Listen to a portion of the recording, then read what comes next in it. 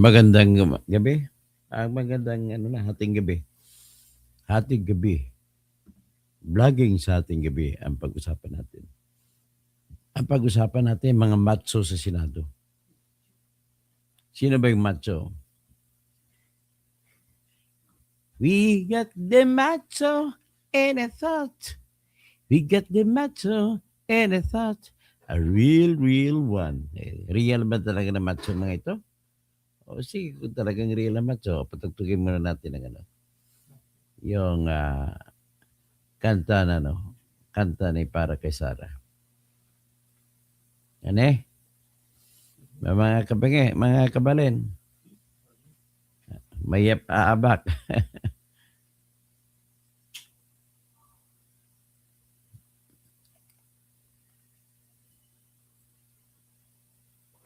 Sara, Sara, wala nang iba. Sara, Sara, Dennis Cosing, kapatid ko. Sara, Sara, siya lang makapakulong. Mga kontraktor ubusin niya. Si BBM Sandro ikulong niya. Si Tamba Zaldi ikulong niya. Tapang at malasakit ibalik para bayan ay manahimik. Durugin ang sindikato sa korte, sa DPUA, sa DS Void, sa PhilHealth. Yes. Ito ngayon, patagtugin natin muna ng channel ID natin. Yep.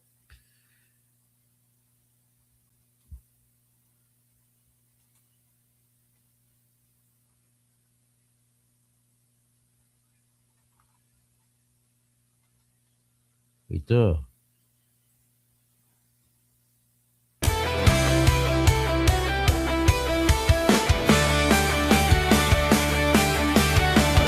Bienvenido, Riquitilio. Magandang gabi. Always watching your video in Riyadh, Saudi Arabia. Salamat. Hindi kayang bayanihin man ang kanyang prinsipyo. Kapag may inapi, siyang nariyan. Kapag may bayaran, siya ang hadlang. Hindi siya tiklop sa pananakot ng iilan. Hindi siya alila ng sino mang mayaman. Kung ang kapangyarihan nila ay inaabuso, hinahawi niya yan mano-mano. Kapag ang taong bayan ang nasasakal, siya ang unang sumusugot, tumatagal. Hindi perang sukatan ng halaga, kundi kung sino ang lumalaban para sa masa. Totoo kasing tirador, totoo kasing tirador. Kakapin ang naaapi, kalaban ng sakim na mandarambon. Totoo kasing tirador, totoo kasing tirador. Hindi kayang bilhin ang puso niyang matibay.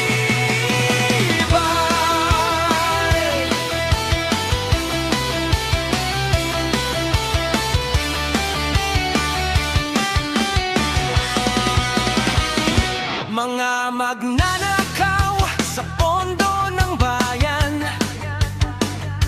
nanginginig kapag siya ang nandyan. Bawat piso, bawat sentimo, kailangang sagutin sa mata ng tao. Walang ngiti para sa mandarambong walang pwesto, para sa sumisimsim kapag ang hustisya ang pinag-uusapan. Siya ang bantay sa gitna ng laban. Kung may nilulunod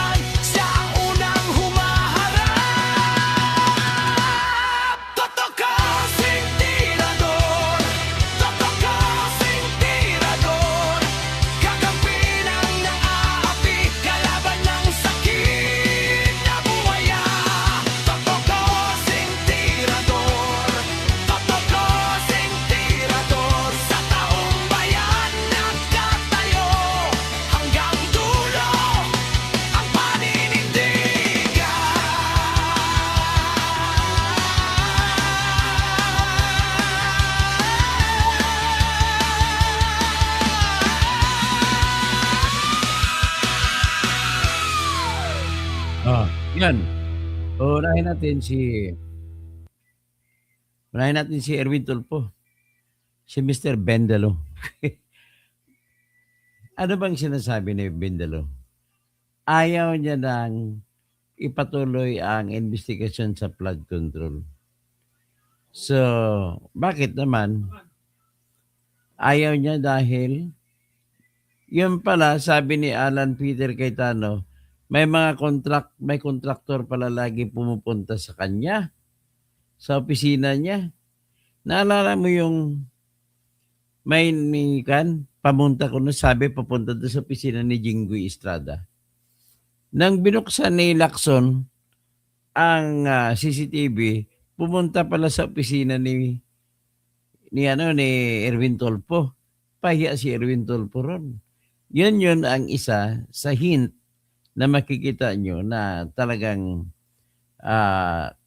si Erwin Tulfo ay talagang bendalo. So, yan ang problema pag bendalo ang iyong senador. Tapos nag-anunsyo na siya, ano pa daw silbi ng tinatawag na flood control investigation. Mas importante daw impeachment. Anong klase ng taong ito? So, bakit hindi sila interesado sa flood control?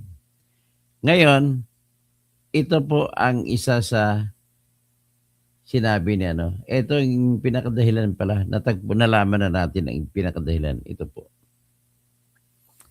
Ito yung ebidensya. Sana ba yan? Ang ebidensya po, binisto ni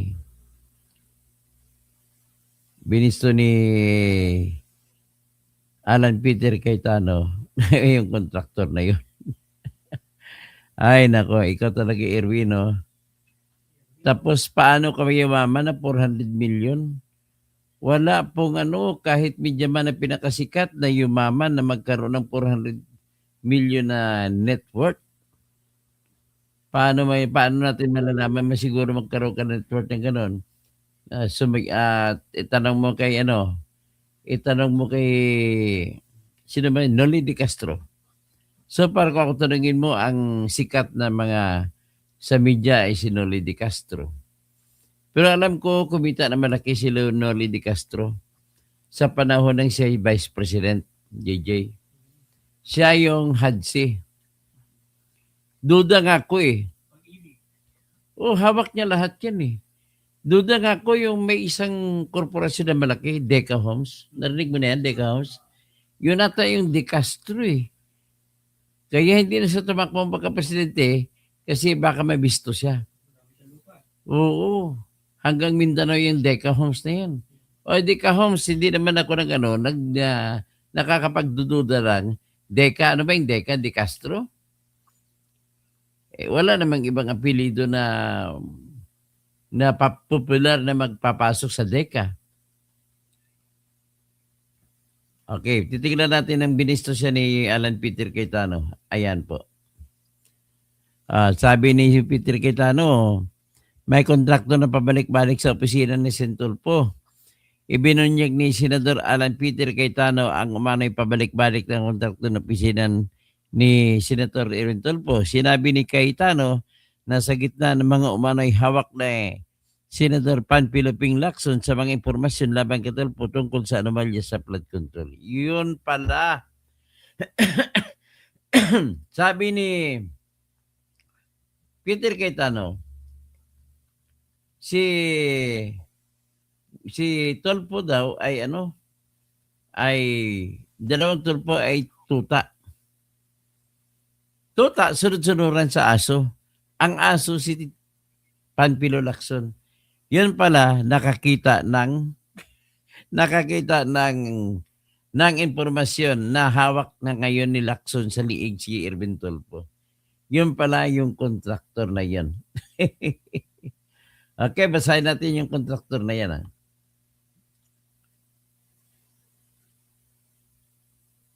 So, sinabi pa rito,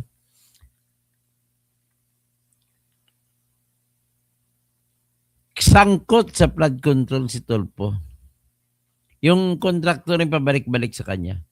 Ayon kay Cayetano, mayroong umanong mga alam si Lacson laban kay Tulfo na magiging dahilan para maging sunod-sunuran ito sa veteranong mambabatas.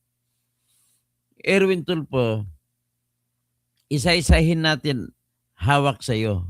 Gusto mo yung kontraktor babalik-balik sa office mo?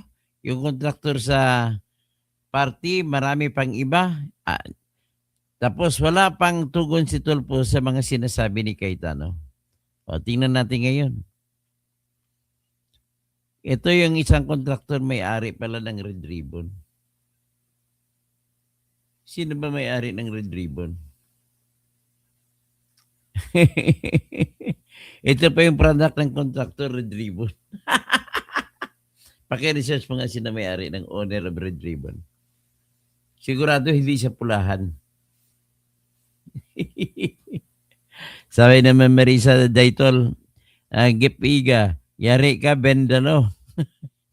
Sabi ni Fernando Thim, Bitag Tulfo, pasok.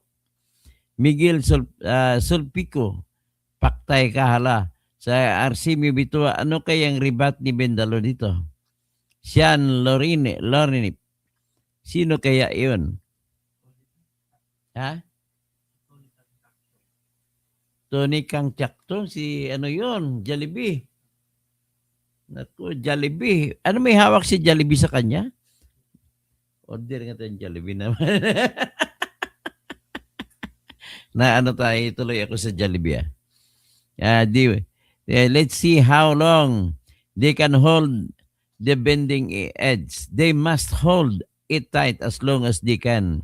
Once they forget and slips off the edge, it will slap itself to itself.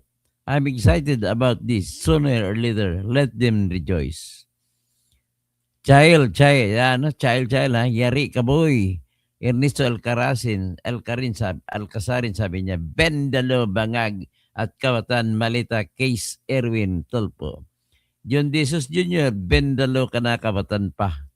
Si Jory Ortiga, Famulagan, kung magsalita ka ang kontraktor na ito, sasabihin naman ni Tulfo na madili lang ang magturo. Chaygo ko, sabi na Tulfo, you're a hole. The Marvin Plamiano, they don't have anything but if they take sides with the other side. Tapos sabi naman ni William Luisica, tawa lang siya ng tawa. Okay? Si Roberto Reynaldo, huwag abalahin, naghatid lang na malita yan. Ngayon, si Mads Tulfo Kabatan, si John Rindon Clarity, babaero daw ako. O yun siguro masarap na kanta para sa theme song ng dalawang magkakapatid. Tatalunin na si Gary Valenciano. Bababaero daw ako. Sino nagsabi? Matabi lang labi. Hindi naman totoo. Yan ang laging depensa niya. Hindi totoo. Si Salongasak 885 Bendalo si Erwin ayaw sa flood control. Ngayon, paano yan? Flood control lang, Jollibee. Bakit mahirap? Kasi imbestigan sarili niya . So ngayon, kaya pala ayaw niya tumuloy sa hawak ni Marcolita ang flood control investigation. Natirahin pala siya. Unfair naman yan na nakakulong si Jinggoy lang. So tatlo na kayo ni Joel. Ni Chis Escudero. Dapat kayo ikulong ang tatlo. Grabe pala kayo ha. Mr. Romualdez Tambi, Cesa. Tapos Katoto, Zapata, Romel Bingson, Naimbangabigat, Amel Baruilo, huli ka, Bendalo. Okay, si Dino de la Cruz, Basura ka Tulfo. O kailan pa kayo si Robust Gang? Paano yan, Robust Gang? Huling-huli ka. O ito ngayon. Ibanat natin.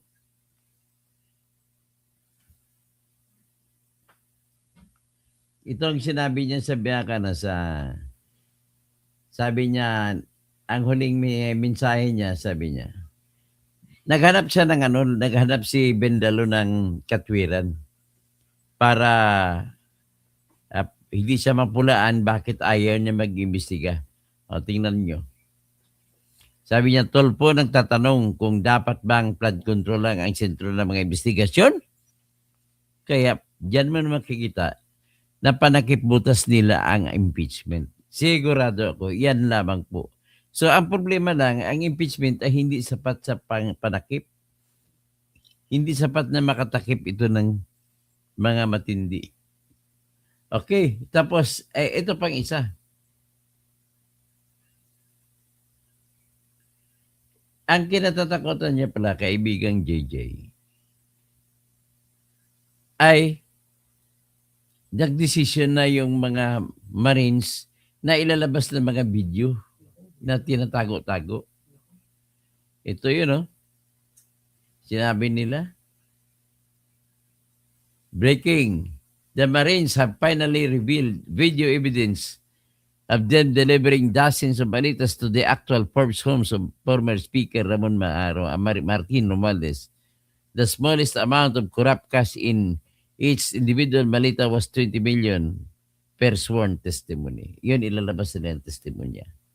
So, yan po yung mga kinatatakutan ni Bendalo. Ay, nako, paano ito ngayon? Tapos, tanggalin na muna natin si Bendalo dito. Okay? Ito ngayon, may papakita muna ako sa inyo na bago pumasok dyan. So, walang panama si Jesus is Lord, Jewel is Lord. Sa kanilang dalawa. But, lintik talaga na kurakot ka talaga, Erwin. Binigay sa kanya, chairman siya ng Blue Ribbon para hindi maimbestigahan yung mga pagnanakaw niya. Binigay siya ng energy. Naku, yung mga energy, marami naman siyang pagkukunan ng mga palabigasan, yung mga kagaya na kay Enrique Rason. Kasi involved sa energy. Mga aboites, pati sa San Miguel.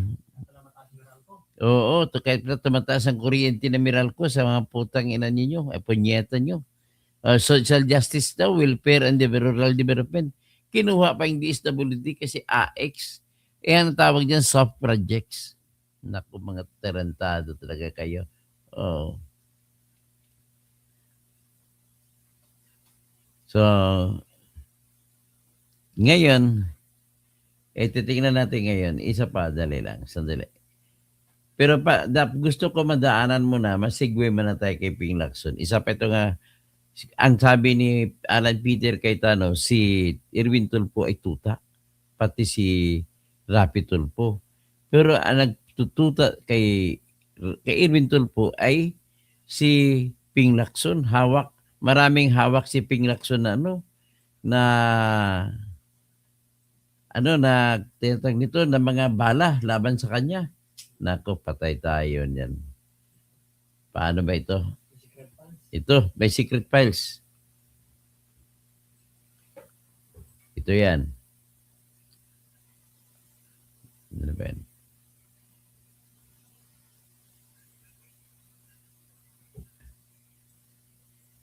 Ayan. Tingnan natin yung secret files na yan. Gusto ko lang ipakita yung boss ni Erwin Tulfo na si Panfilo Lacson. Mahina para sa math ito. Sa May 11, naging Senate President si Alan Peter Cayetano. Tapos nag-elect sila June 3. Tapos ang kwentada niya 28 days. Tama ba? So May 11, sa May 31, 20 days na. Kasunod doon, June 1, June 2, June 3. So, 23 days lang. Grabe naman ito. Pakinggan natin ito. Akala ko ba, sabi nyo, tanggal ako nung June 3. O ilan araw ang May 11 hanggang June 3? 23 lang. Paano naging 28? Diba? So makikita mo talaga na mahuhuli sa bibig ang isda. Pero bakit nga nanggugulo na manggugulo si si Senator Lacson. So on one hand, stick tayo to the issue. On the other hand, there are some issues, tactical issues, na kailangan mo sagutin kasi kung hindi, masisira main message mo. So kung ang main message natin is good governance, tapos akala ng tao may anomalya sa 700 million. So sabi niya, isipin mo, walang productivity. O bakit ngayon break eh? Everyday ngayon, 25 million. So kung ngayon sasabihin ko, ang grupo ni Lacson at ni Gatchalian, 25 million today, walang nagawa. Tomorrow, 50 million, walang nagawa. O sa Monday, kung 5 araw na, 125 million, walang, naka-break tayo eh. Meron pre-trial eh. Diba? So wag natin lokohin ang tao. Nanloloko lang talaga si Lacson. Akala ko ba, sabi nyo, tanggal Insensible. So, ano pa? Tapos, ito pa ang kinatatakutan na mabisto. Na mabibisto talaga pala na kapag nag-meeting sila bago araw na hinuli si Digong Duterte ay nag-meeting pa sila. Ayan. Sabi niya, ex-marine ang nakakaalam kasi dala siya ng pera. Yung gabi bago inaresto si Pera, nag-meeting si na Romualdez sa isang townhouse kasama si Saldico, si Gibo Teodoro, si General Marbil, si Laila de Lima at Secretary Eduardo Anyo. Yan po ang nangyari. So nevertheless, information lang yan. Punta na tayo sa iba pa. May exciting ako ihanda para sa inyo eh. Ito naman si Arn, mayroon na pala siyang mayroon pala siyang Ferrari. So, saan kaya nanggaling ang Ferrari niya? Parang gusto ko maniwala na talo pa niya si Erwin Tulfo. Hindi, pero Ferrari 25 million lang eh. Ang kahit Erwin Tulfo malinis na pera ay mayroon siyang 400 million. Sabi daw niya, tinipon daw niya yung kinita niya pagiging broadcaster. Ano bang klaseng pag-broadcast kung siya magbo-broadcast? So, ang sabi ni Bugris, ang style pala dyan, Jay, halimbawa, mayroong Chinese na irereklamo.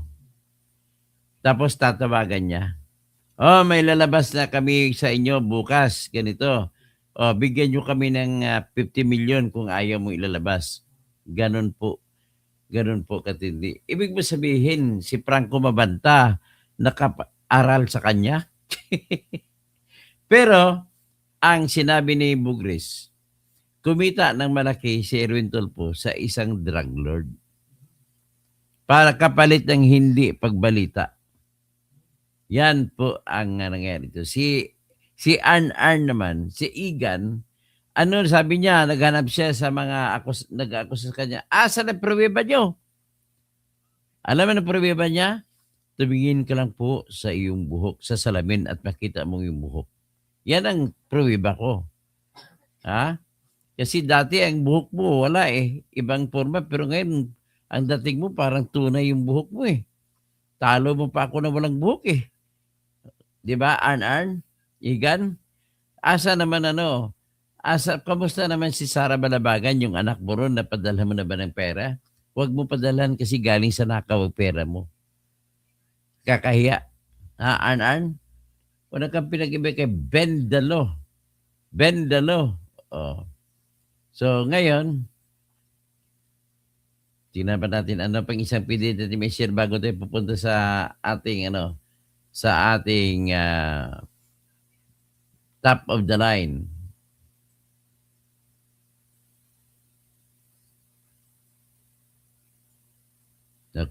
Nais ko lang pala pansinin na laging umiikot-ikot itong sa ngayon chismis pa lang ang aking pagtingin sa balita na aarestuhin. May lumabas na raw na warrant of arrest laban kay Marcoleta. Unang-una, hindi po ako maniwala na may kaso siya. Paano po magiging plunder? Paano magiging plunder ang ganitong sitwasyon? May 3 tao noong January 2025 bago magkampanya, binigyan si Marcoleta ng 75 million pesos. Ang ginawa naman ni Marcolita, ginastos niya lahat sa kampanya. So pagtapos maggastos sa lahat sa kampanya, ang ginawa naman niya is inubos, hindi niya nilagay sa sulti. So tapos hindi rin niya nilagay sa kanyang salin. Itong paliwanag dyan kung bakit hindi siya pwede arestuhin. Una, ang inakusan nyo na indirect bribery ay wala pong indirect bribery. Bakit po? Para magkaroon ng indirect bribery, dapat yung opisina ni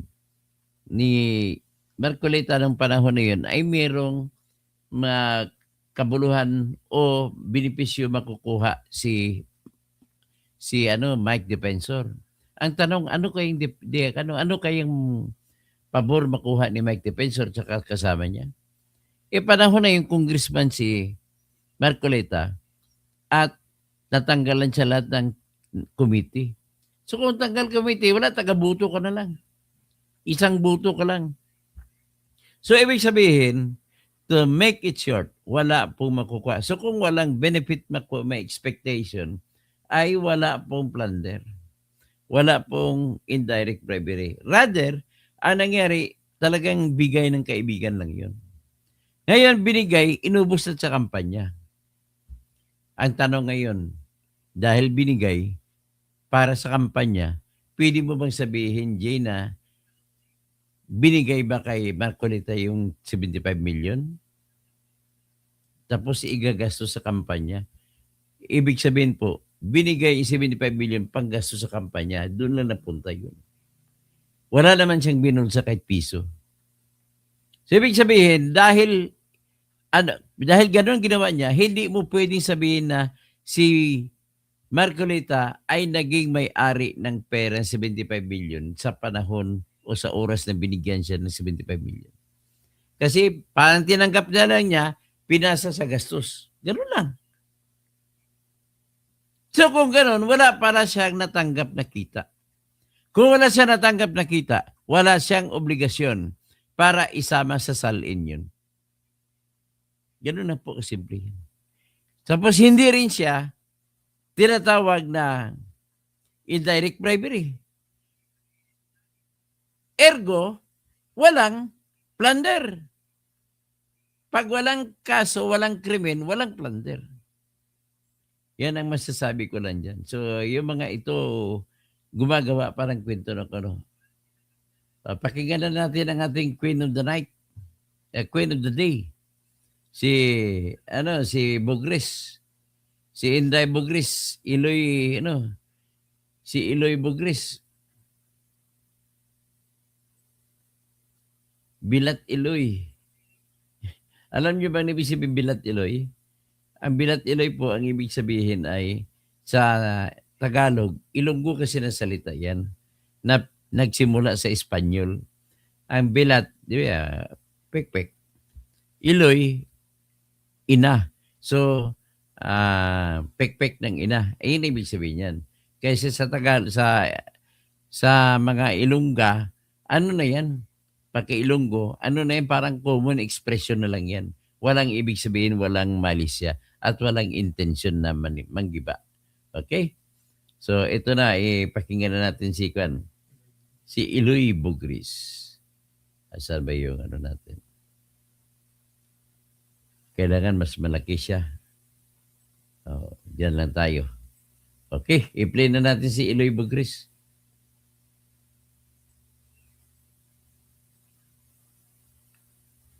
Hindi naman kasi gwapo, hindi ka naman gwapo, Erwin, kung tutusin, kung magngiti ka nga magsalita, ado wala kang ngipin.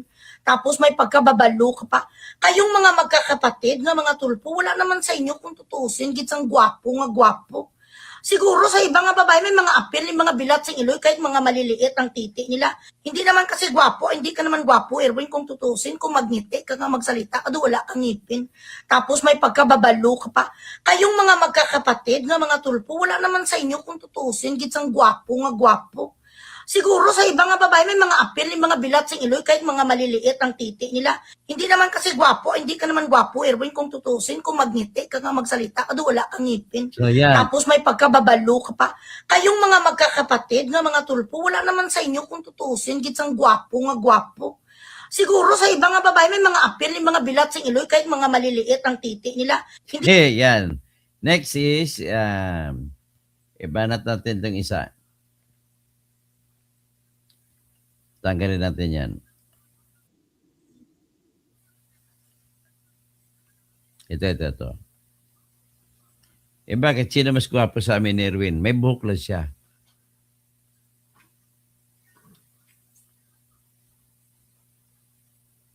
ko. So kung 13 akong kilala sa mainstream, akala siguro sa alpo siya gagawin na sa first lady. So kay Erwin sa at the age of 16, 30 pa lang siya ngayon, ang anak nila is 13 years old, tama ko? Tama ang arithmetic ko. So kung 13 ang anak nila, sandali, 30 siya na birthday lang siya sa April. Minus 13 years old ang anak nila, 17 lang siya ng anak, minor. And that makes Erwin Tulfo a correct? Anong tawag mo? Sa bilat sing Iloy sa 16 years old, kami menstruation lang yung diputas ang alpot nga si Vanessa. Dot na ni Erwin nga gawin kilala. At yung si Vanessa, yung galing Bicol. 16 years old pa lang siya, nahawakan na siya ni Erwin Tulfo. Pagkatapos, ang paghawak ni Erwin Tulfo sa kanya, nakita siya, nakilala siya dun sa Pegasus. So, ibig sabihin po, ang Pegasus ay trafficking ng minor ang nangyari. So, kung trafficking ng minor ang nangyari, ibig sabihin dapat ikulong yung may-ari ng Pegasus. Kasi 16 years old pa lang nabuntis na ni Erwin Tulfo So, okay lang na 2.7 inches, total virgin pa naman ata.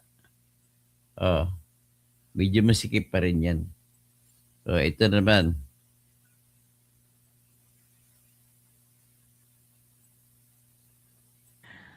Bakit siya nakapera si Erwin kung paano yun nabili ang putay sang alpot na to? Kasi extortionist si Erwin Tulfo. Paano doon niya nabili ang poke ng babae? May nagsabi sa akin na may isa ka malaking drug lord na kailangan dapat niya i-expose that time. This is how the reports, the dynamics of reporting in ABS works, guys. At sa lahat ng mga TV stations and radio stations, sa isa ka reporter, you have to send or to submit at least 10 reports. Isa dyan or dalawa ang ipapasa ng newsroom nyo, ng inyong newsroom or director nyo or kung sino man dyan, nga manager sa mga field reporters.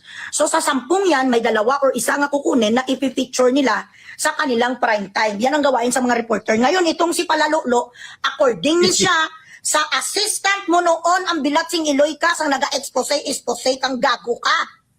Maraming mga drug lords, maraming mga kababalagan na hindi mo gin-expose hindi puta ka feeling nga powerful so may upper hand sa para hindi mabisto. Ngayon, Palalolo, ibig sabihin ano yun? Jackal, masturbation. Naalala ko, siguro sa gayong krisis, ang gagawin na lang siguro ay magsarili na lang. Kagaya kay Jim Paredes. Si Jim Paredes, nakita niyo nagsarili lang. Nalala niyo yung noong COVID? Nag-viral yung video na kung saan nag-jackal si Jim Paredes. Kaya ang sabi daw, sa ngayong krisis, magsariling sariling sikap. Magsarili na lang. O ito naman, ito isa pa kasi kay Iloy Bagris pa rin dito.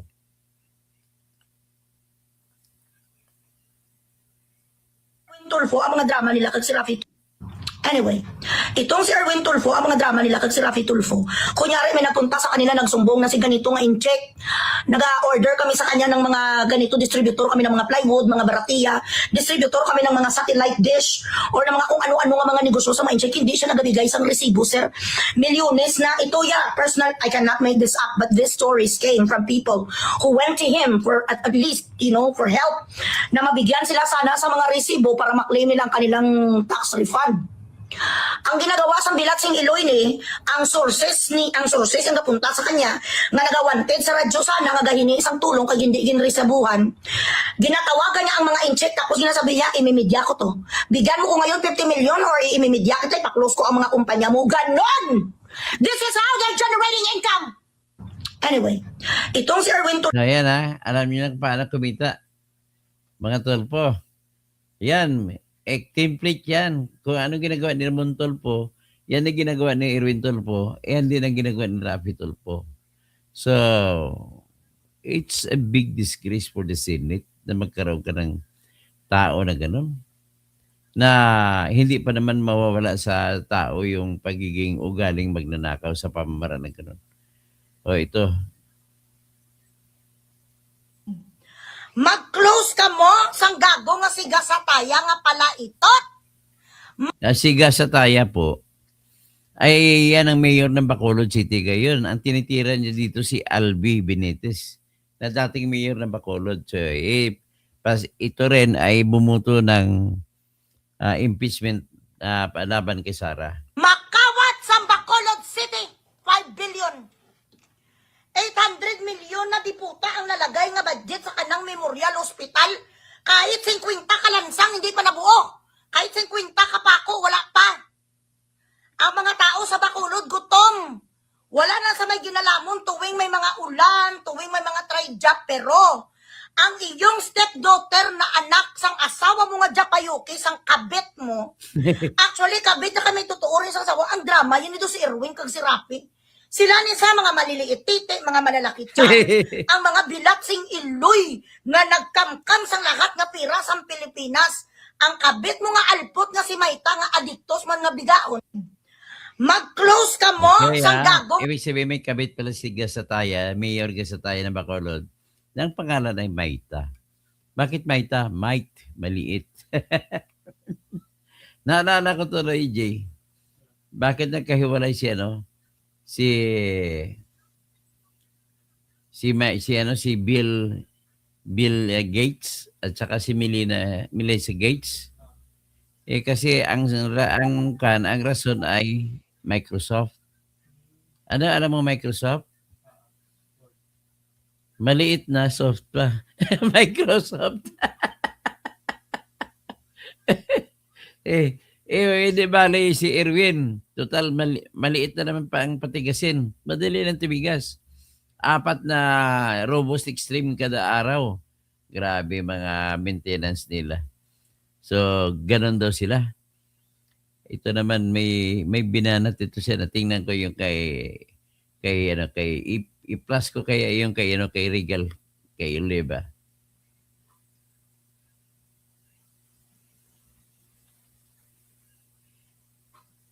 Ito, magaling din to kasi abogado ito, lalaki. Pero naging babae, hindi ko maintindihan kung bakit. Medyo interesting din ang kwento niya. Pero sunod na lang ito. Hindi ko pwede isama. Erwin Tulfo lang tayo sa tayo muna tayo. So, ladies and gentlemen, talking about Erwin Tulfo. Total may oras pa naman tayo. Ang akin na sasabihin dito po ay, ako po ay nag-file ng petition for quo warranto laban kay Erwin Tulfo. Ang pakay po ng aking petition ay para matanggal siya sa pagkasenador. Dahil siya po ay Amerikano. Amerikano siya, ang pangalan niya ay Erich Sylvester Tulfo. Ngayon po, siguro kaibigan pa siya ng, ang mga judges kasi dyan ay 3 justices sa Supreme Court at saka 6 na justices sa na senator. Isa sa senator dyan ay si Alan Peter Cayetano. Hindi pumirma si Alan Peter Cayetano. Ang pumirma dyan si Pia, si Camille, at may iba pa. 5 senador pumirma. Binasura ang aking petition. Ang rason ay lack of form. Ano ibig sabihin lack of form? Ito pong pwede mangyari kung lack of form. Wala akong naikabit na Ibig sabihin wala akong kinabit na verification tsaka certification of against forum shopping. Okay. Number 2 ay wala akong tinatag na legal standing o hindi ako proper party. O balikan natin.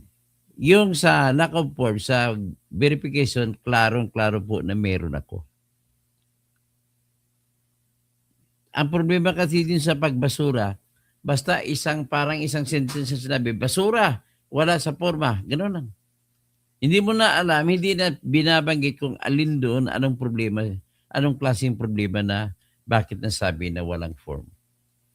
So, iniisip ko, bang walang form, number 1, yung walang verification and certification against forum shopping. Number 2 ay hindi ako proper party. Proper party naman ako. Sinabi doon na butante ako. The only requirement para tanggapin ang kaso ko ay butante ako. Number 3, naisampa ko sa oras. 15 days mula sa yung pumasok sa opisina noong June 1. So, na-file ko noong June 30. Na-file ko noong July 15. So, pasok. Ano pang iba? Wala na eh.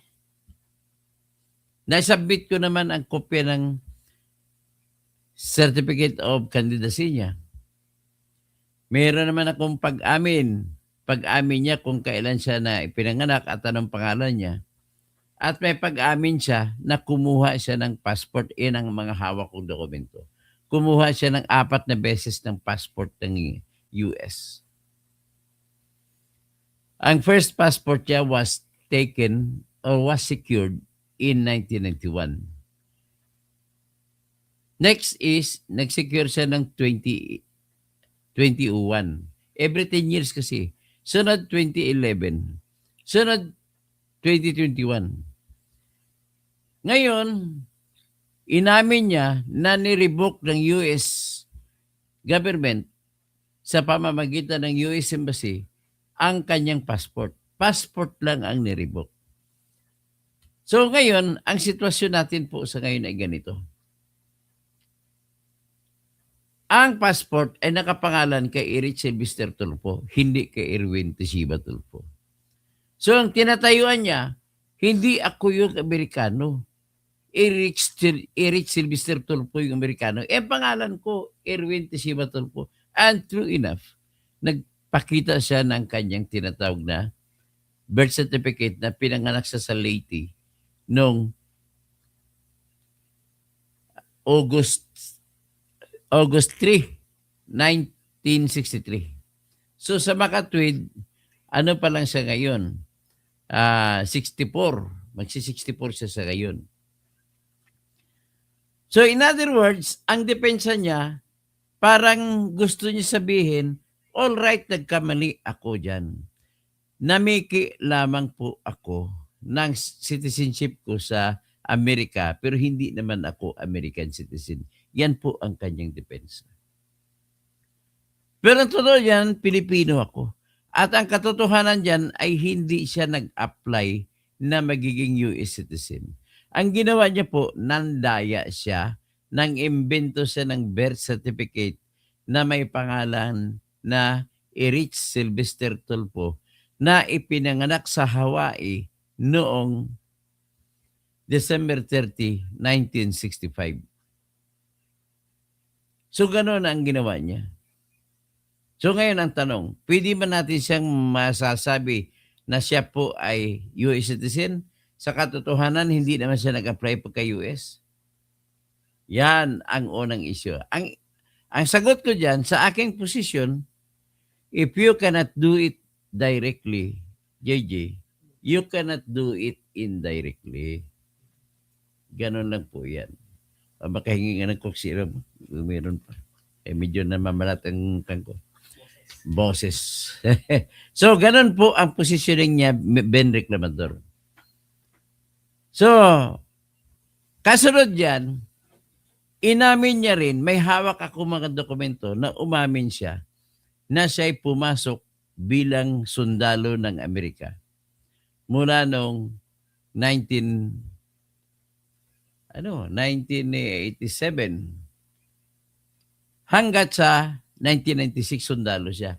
Nag-una siya nag-serve as US Army sa yung Iraq War. Lumusob ang mga sundalong Amerikano sa Iraq. So tandaan mo yun, no? Yung Iraq War na yun. Na naman nakuha nila dyan si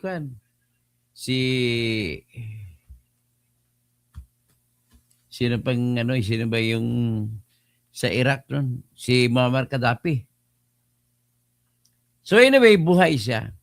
Ngayon, ang aking argumento sa pagiging sundalo siya, pag maging sundalo ka sa Amerika, manunumpa ka sa watawat ng Amerika, sa konstitusyon ng Amerika, na magiging faithful ka sa Amerika, tsaka sa Supreme Court nila, tsaka sa President nila, at tsaka lahat ng opisyal mas mataas pa sa'yo, magiging tapat ka. Ganun po ang sumpa sa kung paano ka magiging sundalo. O golfer nga, pumasok si Erich. Salamat, Ben Reclamador. So, kung golfer, 1991 yun Thank you. So, kung ganon, ang contention ko doon, ikaw po ay nanumpa bilang sundalo ng Amerika. At kung nanumpa ka sa sundalo ng Amerika, ay nakalagay, I'm oath of allegiance, ang tawag. Oath of allegiance. I pledge my allegiance to the United States of America, to its flag, to its commander-in-chief, to all officials above me. Ganun na kasimple. Ngayon, pag binasa mo ang Philippine Constitution, pwedeng mangyari, inaalaw ang dual citizenship. Pero hindi pwede mangyari yung dual allegiance. Salamat, Dennis Kausing. Si Saddam Hussein pala yung Saddam Hussein sa Iran. Saddam Hussein. Sa Iraq. Si Libya pala si Muammar Gaddafi. So, ngayon, kung nag-oath of allegiance siya, disqualified na rin siya sa pagka-senador. Hindi siya pwedeng maupo na senador. So, ang ginawa ko, ay nagsampa ako ng motion for reconsideration. Laliman ka, 60,000 ang binayad ko ron. Sabi ni Violet Brown, kumusta pa Atty. Kausing? Pwede po ba aristuhin si Erwin ng US government? Ang gagawin ko na lang siguro, gagawa ko ng communication sa sa tinatawag na grand jury ng Amerika. Siguro pwede gagawin kasi pumasok siya, ang kanya Hawaii, ang kanyang birthday. So, ang falsification case niya, doon isasampa sa Hawaii.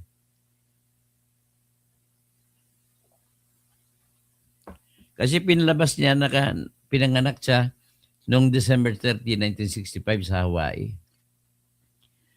So, ngayon, kung i-report natin siya, sigurado ako gagalaw ang grand jury. Problema, paano? Wala silang hindi magparehas kay Kibuloy, tatayo ang kaso. Pero pagkatapos na may labas ng kaso, ay mag-antay pa, mag-request pa ng deportation. So, kinikwento ko lang yan at yan ay ikikwento natin sa sunod hanggang dyan lamang po ang kwento natin tungkol po si Joel muna. Pasangil, naman natin si Joel, Si Joel, ito may isa pa kasi kay Bendalo. Pakita ko muna yung girlfriend niya. Hindi naman tawag girlfriend kasi inanakan niya yun. Yan, sino yan?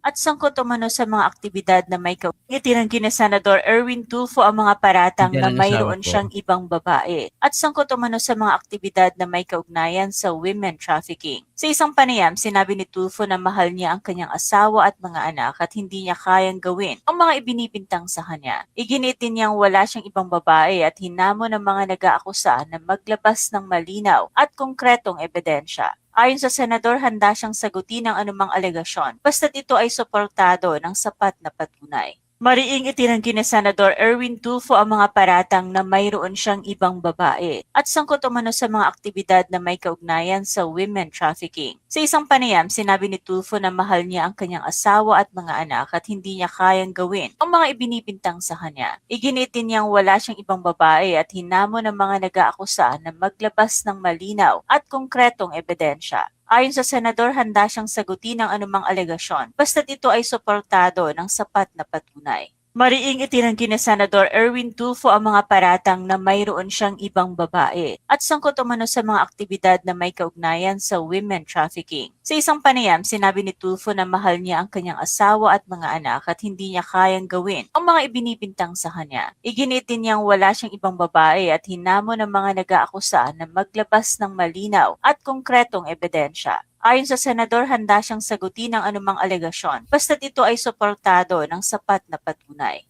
Mariing itinanggi ni Senador Erwin Tulfo ang mga paratang na mayroon siyang ibang babae at sangkot umano sa mga aktibidad na may kaugnayan sa women trafficking. Sa isang panayam, sinabi ni Tulfo na mahal niya ang kanyang asawa at mga anak at hindi niya kayang gawin ang mga ibinibintang sa kanya. Iginitin niyang wala siyang ibang babae at hinamon ng mga nag-aakusa na maglabas ng malinaw at konkretong ebidensya. Ayon sa senador, handa siyang sagutin ang anumang alegasyon basta't ito ay suportado ng sapat na patunay. Mariing itinanggi ni Senador Erwin Tulfo ang mga paratang na mayroon siyang ibang babae at sangkot umano sa mga aktibidad na may kaugnayan sa women trafficking. Sa isang panayam, sinabi ni Tulfo na mahal niya ang kanyang asawa at mga anak at hindi niya kayang gawin ang mga ibinibintang sa kanya. Iginitin niyang wala siyang ibang babae.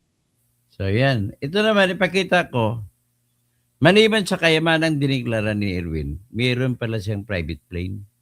Ito po yun. Ang private plane na new factory-equipped Beechcraft King Air 360 generally costs around $9.26 million. While pre-owned, ang mangyari po, models are currently listed between $7.5 million and $10.2 million depending on the aircraft's series. Meron daw siya isa, kasama rin si Rapi Tulfo. Pero ito, sinabi dito,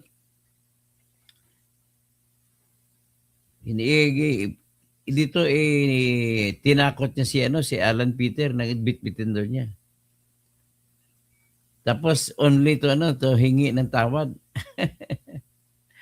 Pero ito ang current asawa ni Tulfo, si Rizalina Aquino, officially listed as the spouse of Erwin Tulfo in documents filed during his successful Senate campaign. His marital status, siguro tinitingnan niya yung maswerte sa buhay niya to kasi nanalo siya At ang asawa niya si Rizalina Aquino. And confirming Aquino as his current wife, napakasalan mo ba? Ang alam ko, hindi ka nakapagpakasal Paano yung mangyari? Ayan, Ang alam ko, hindi ka nagpakasal So anyway, hanggang diyan, pag-iba dito pwede natin maipakita kay Erwin Tulfo. Uy.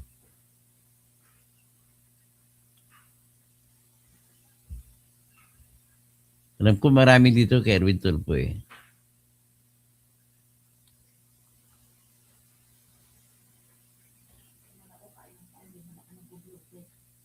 Yan nga.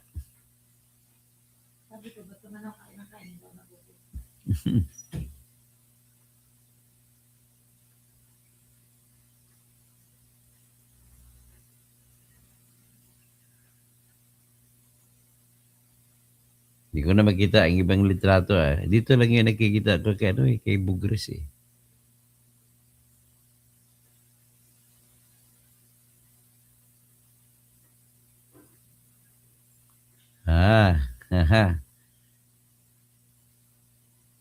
Ito naman si Joel. Pakita muna natin si Joel, Ito yung kanyang love of my life. Hindi na yung kanyang asawa. So kayo mga GIL, paano ito? How can it be happen? Meron kayong pastor who is like Joel. Ito po si Joel. Siya sa gitna, yung nakapula, yan yung kanyang chiching. Ano pa yan ha? Batang-bata pa yung bagong graduate sa Bulacan State University. Ang ganda pa raw. Nako. Kulang-kulang na lang si Bendalo naman ay pedophile. So, yan po ang problema sa mga sa ating mga opisyal ng bayan kapag naging babaero o lalakero. Mas maganda pa nga yung babae na lalakero kasi hindi alata talagang nagtatago. Pero itong mga lalaki na mga babaero, nagyayabangan pa yan. Okay, mag-change topic tayo. O sige, i-out ko muna, magbalik ako sa charter change tayo. Mag-charter change tayo. Oscar Palek, delikado.